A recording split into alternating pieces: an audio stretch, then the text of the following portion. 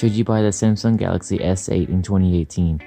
The S8 was the flagship for the S series for Samsung in 2017, and it had a display of 5.8 inches or 6.2 inches for the Plus model, an infinity display of 2960 by 1440, which roughly comes out to 570 pixels per inch. It had a Super AMOLED screen, it supported HDR10, and had 3D touch for the home screen.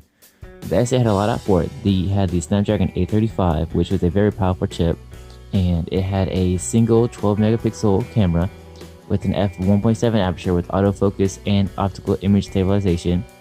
It was capable of recording 4K in 30 frames per second, 1080p in 60 frames per second, or a slow mode 240 frames per second in 720p.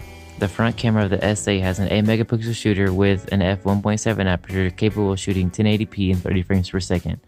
The S8 is covered in Gorilla Glass 5 on the display and Gorilla Glass 5 on the curved glass back, as well as being IP68 water and dust resistant. When the S8 first came out, it was released with Android 7.0 Nougat, but is upgradable to Android 8.0 Oreo.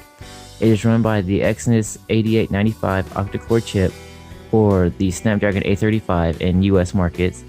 It has micro SD expansion, and it has 64 gigabytes of storage and 4 gigabytes of RAM or 6 gigabytes of RAM on the Plus model. The Samsung Galaxy S8 sold very well in 2017. It came out at around $830 up towards $870 for the Plus model. And as of right now, you can get an S8 for around $450 to $500, which it's still on the more expensive side, but it is also, that's around half off from when it first came out. And with all the specs the S8 has, $500 is a pretty good price for it.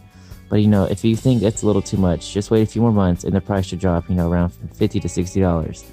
So do I think you should buy the S8 in 2018? Absolutely. It is an amazing phone which has great standards as of today.